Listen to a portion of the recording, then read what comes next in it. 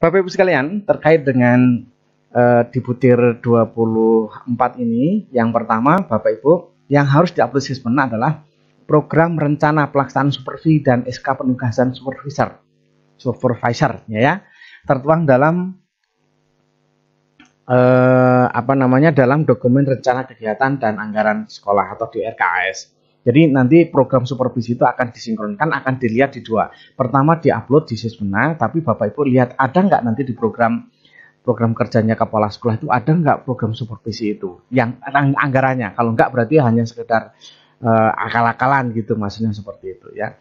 Jadi Bapak Ibu harus dipersiapkan di program kerja, program 4 tahunan dan program tahunan itu selalu ada program supervisi, karena ini sesuai dengan Permendikbud nomor 6 tahun 2018 bahwa tugas pokoknya kepala sekolah itu ada 3, yaitu manajerial, supervisi, dan kewirausahaan. Jadi supervisi ini menjadi pokok sekarang Bapak Ibu ya. Bisa tidak bisa, wajib Bapak Ibu. Jadi jangan sampai Bapak Ibu menyusun program supervisi belum, membuat instrumen juga belum ya. Terus gimana ya? Inilah tugas kepala sekolah yang menurut saya memang berat. Ya ini nanti bisa kerjasama dengan pengawas untuk pelaksanaannya, termasuk jadwalnya bisa kerjasama dengan pengawas sekolah. Bapak sekalian, kalau kita melihat dari di butir 24 ini, di sini jelas ya, yang akan mendapatkan level 4 itu kepala sekolah merencanakan, melaksanakan, mengevaluasi, dan melakukan tindak lanjut atas hasil supervisi. Jadi Bapak Ibu perlu diketahui bahwa di dalam yang pertama merencanakan berarti buat program, ini yang akan saya bahas yang sekarang. Melaksanakan Bapak Ibu berarti melaksanakan supervisi. Di sini ketentuannya Bapak Ibu setiap semester minimal 1 guru itu disupervisi sekali itu minimal ya. Kemudian melakukan mengevaluasi. Nah, setelah selesai supervisi pada bulan Desember Bapak Ibu dilakukan evaluasi. Hasilnya seperti apa sih? Ya itu nanti dievaluasi. Kemudian melakukan tindak lanjut dari hasil supervisi. Jadi ada guru yang mungkin contoh setelah dievaluasi, guru ini ada 10 guru saya yang ternyata dalam penilaian pembelajarannya masih belum mumpuni atau belum baik, maka Bapak Ibu adakan kegiatan mungkin atau bentuknya IHT untuk bagaimana membuat penilaian pembelajaran yang baik pada 10 orang itu, atau dikirim untuk mengikuti diklat mungkin melalui MGMP atau diklat yang lain. Nah seperti itu namanya tindak lanjut. Kemudian Bapak Ibu harus punya data ya, ketika tindak lanjut ini guru masalahnya apa, tindak lanjutnya apa. Jadi jangan sampai melenceng ya, guru ini nggak bisa membuat penilaian ternyata ditugaskan untuk proses pembelajaran, itu nggak pas itu ya. Orang lapar disuruh lari kan, itu ya seperti itu. Kemudian selain itu di sini nilainya kalau seperti itu dokumennya lengkap semua, nanti dokumen itu lengkap itu baru dapat 3 nilainya. Dapat 4 manakala hasil supervisi ini berdampak pada peningkatan kinerja guru. Ya, kalau misalkan hasil supervisi toh sama saja disupervisi dengan tidak sama saja, itu artinya Bapak Ibu supervisinya mungkin nggak benar ya, karena kalau supervisi dengan benar saya yakin pasti ada berdampak pada peningkatan kinerja guru, dan ini tentunya dampak utamanya ada di mutu pembelajaran atau hasil ya pada siswa nantinya seperti itu. Jadi sekali lagi dokumen lengkap dari perencanaannya sudah lengkap, melaksanakan dan dibuktikan hasil supervisinya sudah ada, evaluasi dokumennya juga sudah ada, melaksanakan tindak lanjut juga sudah ada, tapi kok nggak berdampak, hanya nilainya 3. Artinya dokumen lengkap itu baru dapat nilai 3. Nah untuk mendapatkan 4 maka harus berdampak, buktinya adalah mungkin nanti siswanya nilainya semakin membaik, kemudian gurunya cara ngajarnya semakin membaik, nah seperti itu. Atau dokumen-dokumen kelengkapan guru semakin lengkap, itu namanya berdampak. Nah inilah yang nanti akan menentukan dia dapat level 3 atau level 4. Kalau dia dari dokumen perencanaan, pelaksanaan, evaluasi, dan tindak lanjut itu tidak lengkap dari keempat itu, Bapak Ibu sudah dipastikan tidak sampai ke level 3. Jadi jangan mengharap dapat level 3 ya.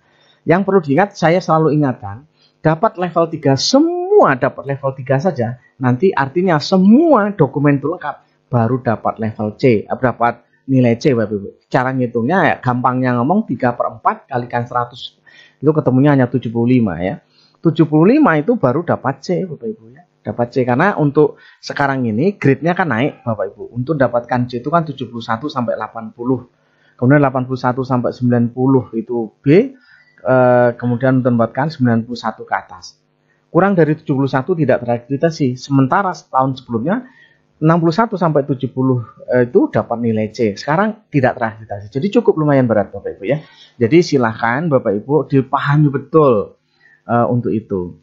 Mungkin biar cepat Bapak Ibu saya jelaskan bagaimana nanti pengembangannya. Ini dokumen yang bisa Bapak Ibu nanti download ya.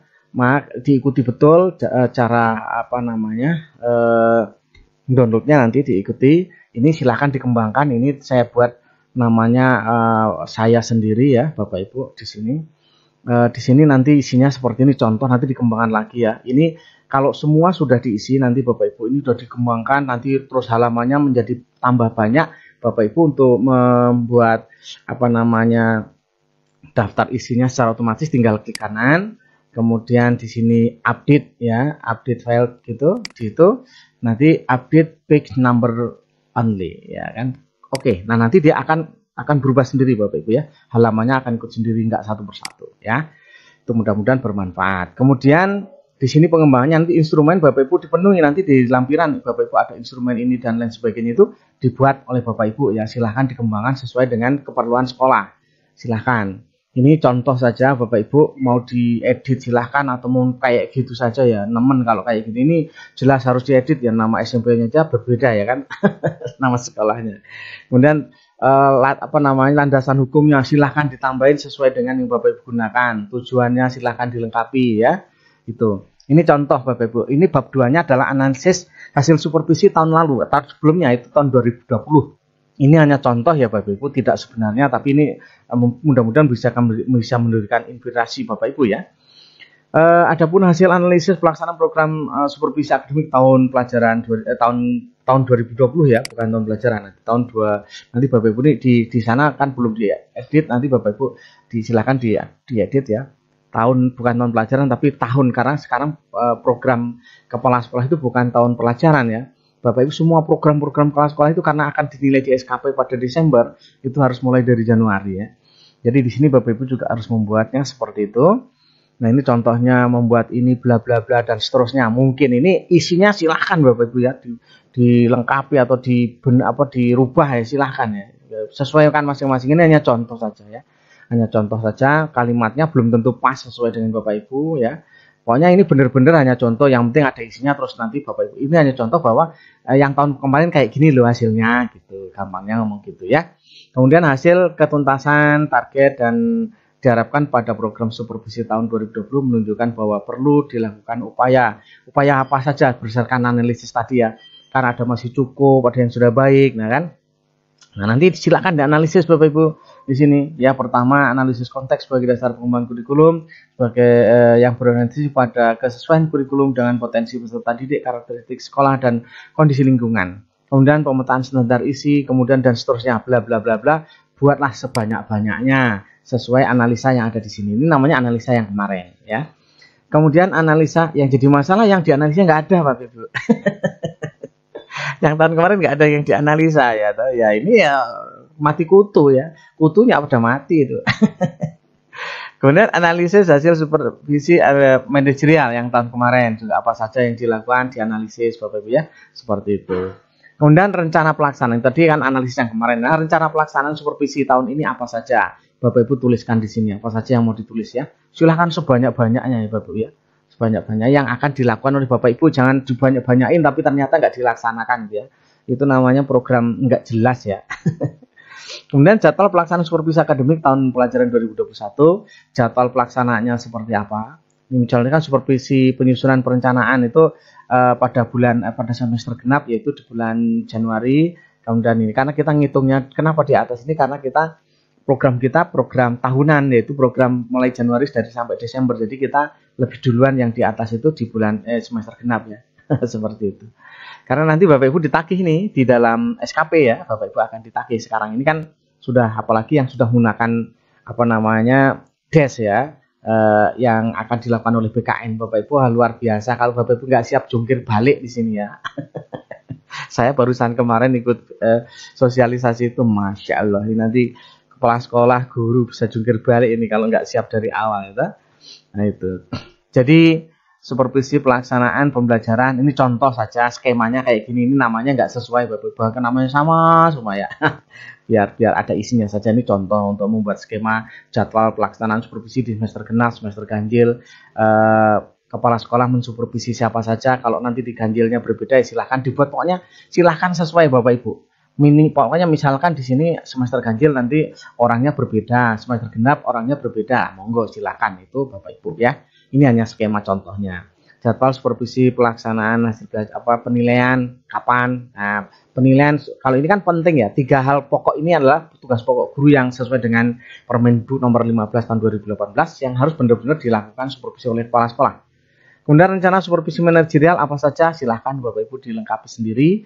Jadwal pelaksanaan supervisinya kapan monggo dilengkapi sendiri. Kemudian rencana evaluasi. Nah, Bapak Ibu diminta Bapak Ibu tadi di dalam sini udah jelas Bapak Ibu harus ada evaluasi. Jadi Bapak Ibu harus punya rencana evaluasinya kayak apa. Nah, di sini. Nah, ini saya contohkan rencana evaluasinya begini bla bla bla bla dan seterusnya. Ini sudah saya siapkan contoh saja. Ya, ini rencana evaluasi manajerialnya kayak mana sehingga Bapak Ibu bisa menyimpulkan nanti hasilnya apa, seperti apa gitu maksudnya. Oke. Kemudian bab 4 penutup. Nah, di sini silakan dilengkapi ya, masa cuma segini ya. Ini hanya contoh saja Pak ya. Kemudian lampiran Bapak Ibu. Lampiran pertama adalah nanti ada SK yang diminta oleh Bapak Ibu di sini. Ini ada SK penugasan supervisor. Di sini Bapak Ibu dilampirkan nanti ya. Ini adalah SK yang pertama SK, kemudian instrumen penilaian pembinaan guru misalkan seperti ini Bapak Ibu untuk penyusunan RPP. Ya terserah Bapak Ibu yang kayak mana ini. Kalau ini silahkan Bapak Ibu sesuaikan dengan yang akan disupervisi oleh Bapak Ibu ya. Ada supervisi tentang perencanaan. Kalau perencanaan itu kan semua bukan hanya RPP ya. Penyusunan perencanaan itu mulai dari program tahunan, program semester, analisis kurikulum, silabus, RPP, KKM dan seterusnya. Itu penyusunan atau perangkat pembelajaran guru. Tapi kalau Bapak Ibu mau melakukan supervisi perencanaan khusus tentang RPP-nya, apakah sesuai dengan edaran menteri atau sesuai dengan ISP, silahkan Bapak Ibu di supervisi. Kalau ini saya menyesuaikan saja seperti ini, silahkan Bapak Ibu ya. Nanti seperti itu. Kemudian yang berikutnya pembelajaran. Nah, di sini instrumen supervisi pembelajaran itu Bapak Ibu bisa. Kalau memang di sekolah pelaksanaan sudah ditetapkan menggunakan HOTS, Bapak Ibu gunakan supervisi yang mengarah kepada pembelajaran HOTS. Tapi kalau Bapak Ibu hanya menggunakan pembelajaran menggunakan K13 ya ikuti dengan instrumen K13 karena nanti nggak nemu ketika mau hot sementara nggak hot ya. Gitu. Kemudian berikutnya ini contoh misalkan instrumen pengukuran kinerja guru untuk pelaksanaan penilaian pembelajaran. Nah, ini Bapak Ibu konsultasikan dengan pengawasnya supaya nanti semua dokumen, semua instrumen itu bisa dilaksanakan dengan baik. Nah, kalau pengawas sudah punya pengalaman banyak untuk ini, silakan Bapak Ibu koordinasi dengan pengawasnya ya, supaya nanti bisa dilaksanakan dengan sebaik-baiknya. Ini hanya contoh, sekali lagi Bapak Ibu, ini bukan di sekolah, sebenarnya masih contoh yang saya desain sendiri. Mudah-mudahan ini bisa menginspirasi, maka tulisannya juga nggak banyak-banyak amat karena ya supaya ada idenya saja gitu ya. Itu barangkali mudah-mudahan bermanfaat Bapak Ibu semuanya. Mohon maaf kalau ada kata-kata yang kurang berkenan.